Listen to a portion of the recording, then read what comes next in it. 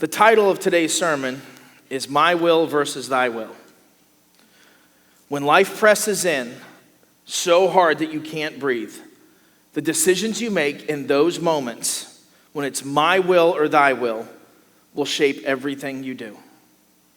It's interesting. One of my all-time favorite stories, you guys have heard me preach on it a dozen times, is the Garden of Eden. And the Bible turns on two gardens. In the first garden, we see Adam say, "Not thy will, but my will." And in the next garden, in Gethsemane, in the New Testament, we're going to hear Jesus say, "Not my will, but thy will." One choice brought ruin, one choice brings redemption. Now, that's the theme of the passage. Please don't hear churchy language when I say thy will. I chose thy will because it rhymes with my will. That's it. My will just means doing things my way, the way I think they should be done, the way I think I can handle my anxieties and stresses and my problems. Thy will is choosing God's way and trusting in Him. So that's what we're really talking about today. But I'm going to continue to say my will and thy will because they rhyme, and I like that. You're so funny. It's not. I have no idea what she said, but apparently it was funnier than what I said. So open your Bible to Mark 14, and we're going to begin in verse 32. So let me give you some context. It's the night of the Last Supper. Jesus says, "One of you will betray me." Judas leaves the room. Jesus and the other 11 have now left the Last Supper, and they were walking up a hill to the Mount of Olives. As they're walking up the hill, they sing a hymn. And then Jesus says, "Not just one of you betray me, but all of you will fall away and desert me." That was the conversation we had last week. And now they arrive at this garden. And they went to a place called Gethsemane. And he said to his disciples, "Sit here while I pray." And he took with him Peter, James, and John, and began to be greatly distressed and troubled. He said to them, "My soul is very sorrowful, even to death. Remain here and watch." Going a little further, he fell on the ground and prayed that if it were possible, the hour might pass from him. He said, "Abba, Father, all things are possible for you. Remove this cup from me. Yet, not what I will, but what you will." He came and found them sleeping and said to Peter, "Simon, are you asleep? Could you not watch 1 hour?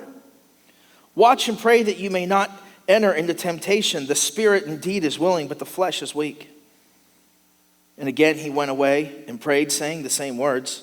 And again he came and found them sleeping, for their eyes were very heavy, and they did not know what to answer him. And he came a third time and said to them, "Are you still sleeping and taking your rest? It is enough. The hour has come. The Son of Man is betrayed into the hands of sinners. Rise, let us be going. My betrayer is at hand." We're going to talk a lot this morning about anxiety. We all struggle with it. We've all battled with it. And I've heard, I've practiced, I've tried the idea of laying things down at God's feet and walking away. But if you're anything like me, you can lay something down at God's feet, and then when God hasn't handled it in the right amount of time, which we have designated for him, right? We come by and pick it up, and then we walk off with it again. So I want to try an exercise. Everybody close your eyes. And I want you to imagine you're standing before God's throne. Your head's bowed because you dare not look the king in the eye. And his throne's on a bit of an elevated platform. You can kind of just see the bottom of the legs of his chair and his feet. And we think that we're supposed to lay things right there in front of him. Fear, anxiety, stress. Picture that, laying it on the steps. All right, now open your eyes. Is it going to stay there?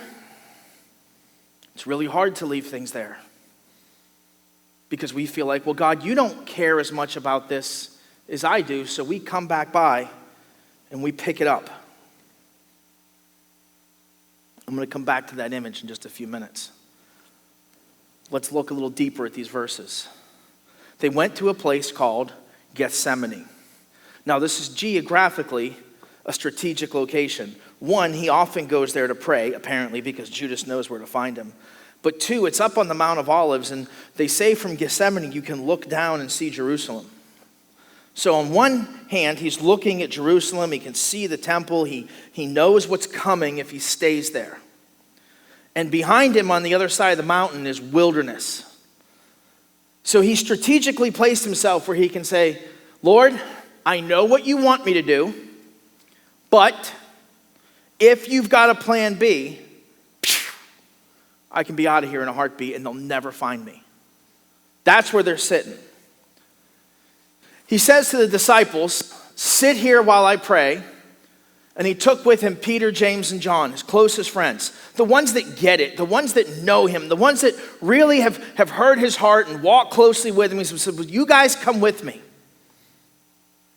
He began to be greatly distressed and troubled. And he confides in them. He says to them, my soul is very sorrowful, even to death. Remain here and watch out. When you're overwhelmed, don't trust my will. Run to the Father for thy will. That's what he's doing. He's going to Gethsemane. He's going to pray. We've read the story. And you know what it feels like when anxiety is pressing in.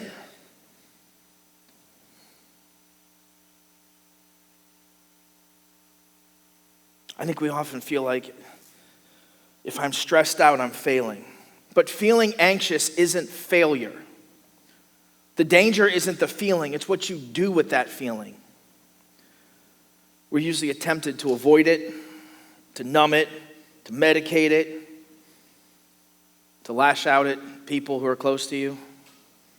Anything we can do to not feel this feeling. That's all my will at work. Here's how I think I should handle it. Here's what I think I should do. But we look at Jesus in Gethsemane, and he says, I am deeply grieved. My soul is plagued to death. Not Jesus. I mean, Jesus always has it all together, right? It doesn't seem like it. It seems like in his humanity, he's having a hard time with this. But he doesn't hide it. He doesn't fake it. He doesn't pretend like he's okay. He doesn't just internalize it. He doesn't trust his human instincts. He goes and takes it to the Father and says, God, I don't want to do this. I can't deal with this. It's too much. Do you have anything else but not my will, thy will? It's interesting. In 1 Peter chapter 5, Peter writes, cast all of your fears and anxieties on him, for he cares for you. Like, well, how do you know, Peter? He watched Jesus go through this. He watched Jesus come undone and fall apart.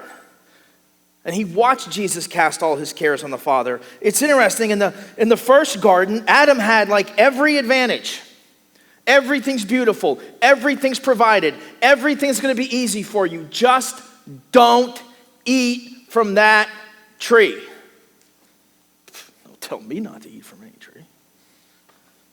That's all he had to do. And he ate. One rule, don't eat. We get to this garden. Jesus has every disadvantage. It's dark, he's lonely, suffering is looming. And this time it's not don't eat, it's drink. Drink the cup of wrath. And he's having a real hard time with it. When life overwhelms us, when there's pressure at home, when there's pressure at work, when the pressure's coming from within so much I can feel my own heart pounding, my will not carry me to where I need to be. My will is only going to add weight to it. My way leaves me buried under weight. God's way lets me hand that weight over to him. When your marriage gets tough, when raising kids becomes harder and harder, when you're staring at the bank account, we can go on and on. There's a million reasons to get anxious, right? My will says, I know how to handle this. I know what to do. I'm making decisions. I'm calling the shots. Thy will says, Lord, what do you want me to do? We need to just learn to take things to the Father. That's simple enough. Let's just end the sermon there. Anybody? No, we're not so great at that. Jesus takes his closest friends with him, and going a little further, what's it say?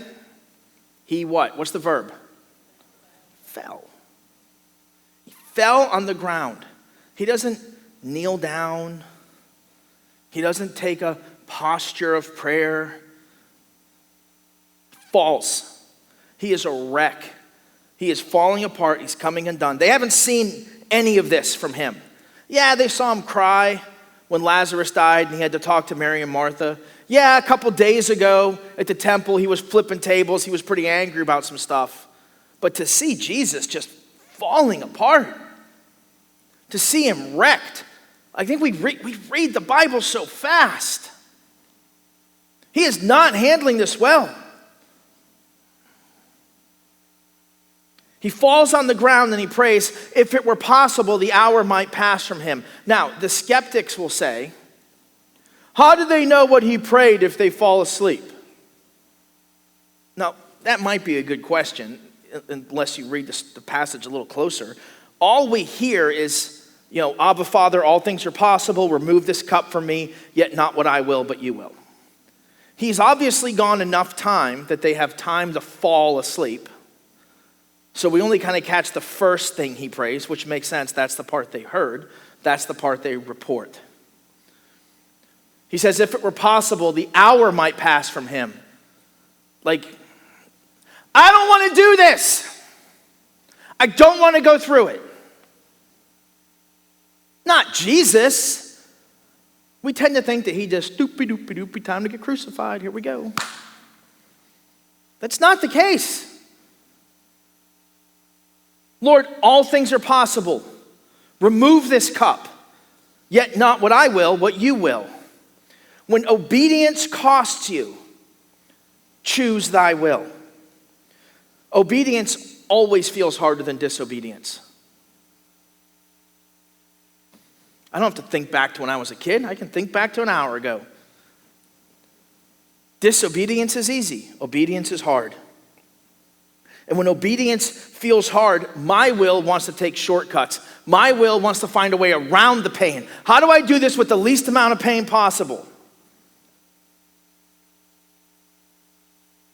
Adam took the easy way out. Sure, I'll eat. My will always wants the easy way out, but we don't have to make the same mistake. Adam had such an easy test, don't eat. Jesus had such a hard one, take and drink. Jesus chose thy will. He chose holiness even though he knew it was going to hurt. This idea of Jesus just falling apart, it kind of shatters the image of this emotionless, cool, collected, always has it together Jesus. We really get to see his humanity. And as it turns out, being distraught is not a sin. Having anxiety doesn't mean there's something wrong with you. Jesus had anxiety. Jesus was distraught. Jesus was upset. We've been told that if you're anxious, if you're worried, oh, there must be something wrong with you, and we have to medicate it and treat you, and you have to go to get counseling and all these things. It's like, well, hold on a second. Jesus Christ experienced this. That doesn't mean I'm sinful. It doesn't mean I'm wrong. That doesn't mean I'm broken. It doesn't mean I'm unhealthy. Jesus walked through these emotions on a level I can't even imagine. It's not a lack of faith. It's a real emotion that people have. And Jesus had real anxiety. He wasn't plagued with a disease. It's an emotion. It's part of human condition, and we see God in the flesh actually experiencing the emotions that we experience, so that I know when I have anxiety, when my world's crashing down, when I'm falling apart, when I want to give up, I can remember that he walked this road. He knows what it feels like. He didn't want to suffer. I don't want to suffer either. Suddenly, this Jesus is real easy to identify with. You don't want to hurt? I don't want to hurt. You don't want to suffer? I don't want to suffer. Yet, He chose thy will. Anxiety tells me to avoid what's hard. My will reaches for escapes, shortcuts, ways around the pain. My will wants to solve it my way. When your teenager stomps up the steps and slams the bedroom door, what does my will want to do? Get up and chase her down. Or him. I have girls. My will says yell. My will says fight back. Thy will says wait. Pray. Get it together first. My will says shortcut. Thy will says holiness even when it hurts. I'm going to go back to that last verse for a minute. He's fallen on the ground. He says, Abba, Father. Abba is just a personal term for father. All things are possible. You ever try to butter up God when you're praying? Lord, you can do anything. So how about this? All things are possible. Remove this cup. Man, I'm so glad that Jesus also makes suggestions to God when he prays. I do it all the time. I make suggestions, I make prescriptions, I tell God exactly how to solve all my problems. The difference is I don't always land on that last sentence the way Jesus did. He gets it out. Lord, here's all the ways I think you could do this. I think we could remove the cup. I think there's a way around it. I think I could not have to suffer. Maybe I don't have to go to the cross. Yet, here's the difference. Not what I want, but what you want. Boy, that's a hard prayer. And it's really hard to pray in the moment. Before the storm, set your heart on thy will. Jesus didn't wait till he got arrested to pray this. Jesus didn't wait till he was walking up the hill to pray this. The night before, he's putting his heart in the right position.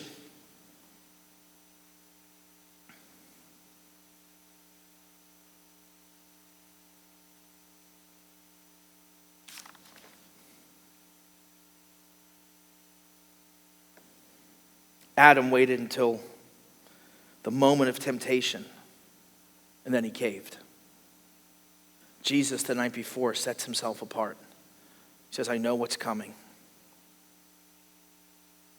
Listen, if you wait till your trial to decide, my will is going to rule the day. If you wait till it gets hard, you're going to choose your own thoughts, your own ideas, your own way, your get out of jail free card as you think it is. And it's going to cost you everything. Adam sinned and brought ruin. Jesus obeyed and it brought redemption. But you need to set your heart on what's going to happen now.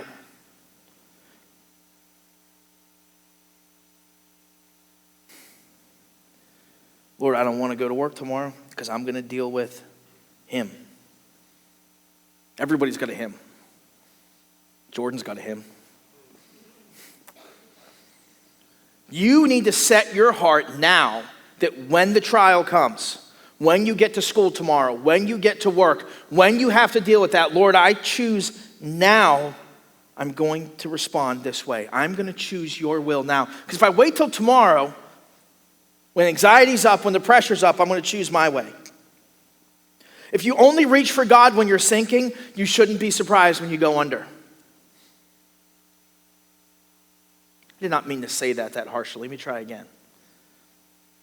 If you only reach for God when you're sinking, you shouldn't be surprised that you go under. Set your heart on him now in worship, in prayer, in community. It's what we've seen Jesus do. They left the dinner that night, and as they're going up the mountain, they sang a hymn. What, whistle while you work? Hi-ho, it's off to work we go? What are they singing? No, worship right sizes me. Worship gets my eyes off me and gets them on God. Then we see Jesus praying. We see Jesus in community with his friends. Worship lifts your eyes. Prayer bends your will. Community holds you up. He is modeling how to deal with this stuff. Jesus is establishing rhythms that will help him deal with temptation when the time comes. It's really interesting. He says, God, all things are possible. So let this cup pass from me, not my will, your will. It's this interesting balance of like omnipotence, God is all powerful, and sovereignty, yet I will submit to your will.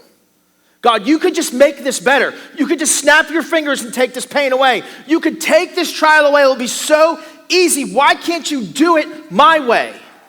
Yet, I will trust you. I'm really good at the first half of that prayer.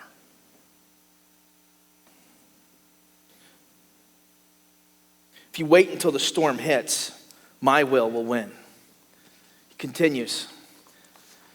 He comes back and he finds them sleeping. And he said to Peter, Simon, are you asleep? Could you not watch 1 hour? Watch and pray that you may not enter into temptation. The spirit indeed is willing, but the flesh is weak. See, the first time he told him to watch out. Something is coming. Tension is high.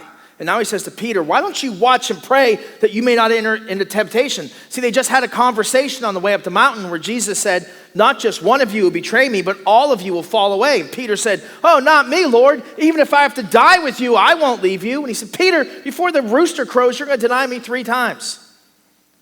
And now he says, Peter, why don't you watch and pray that you don't enter into temptation? I'm praying. Do you think maybe you should be praying, Pete? And again, he went away and prayed, saying the same words. And again, he came and found them sleeping, for their eyes were heavy, and they did not know what to answer him.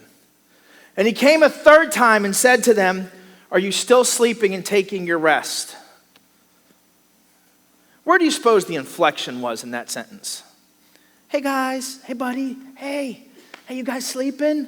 Hey, put your shoes on, it's time to go, come on. We're at grandma's house.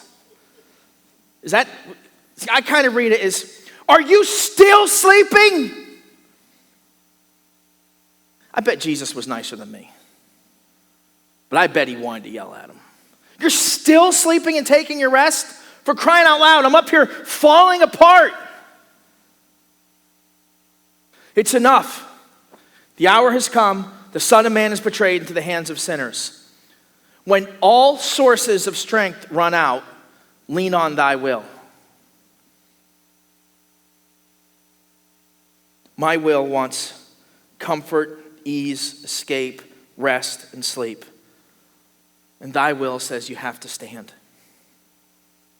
When all the strength options are tapped, your friends will not handle your anxiety the way you want them to. When I'm really upset about something, I share it with someone, and they don't get it. I don't know why they're not so upset. I don't know why they haven't been up all night thinking about my problems. Oh, as it turns out, they have their own problems. Like, oh, they're a little sleepy. They just had a big meal. Jesus has been tough on them for the last couple hours. If I'm trying to draw my strength from my friends, there's only so much they can do for me. And eventually they get sick of me complaining about it. Eventually they're just going to fall asleep and drift off. Even if they love me, even if they want to do good for me. 3 times he has to come to them. His strength is failing. He's praying. I love that he persists in praying. 3 times he says, Lord, if this cup can pass from me, please. God, you can do anything, please. Lord, if there's any way around this, please. You guys pray like that? You bring the same thing to God over and over and over again and make the same suggestions to God over and over again?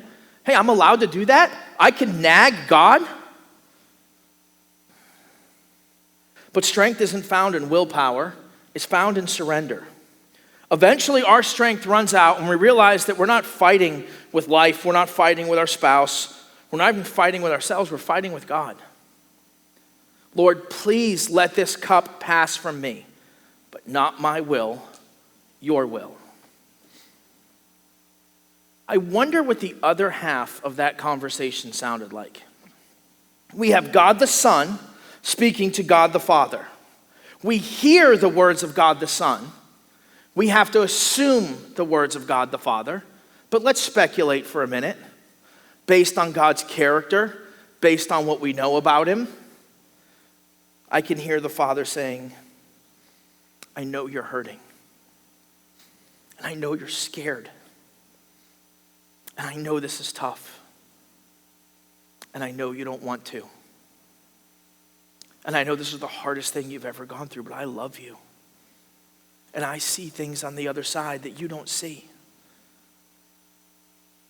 And I know it's going to be tough. But I promise you, I have your best in mind. When your strength sources run out, you don't need to be strong enough. You need to be honest.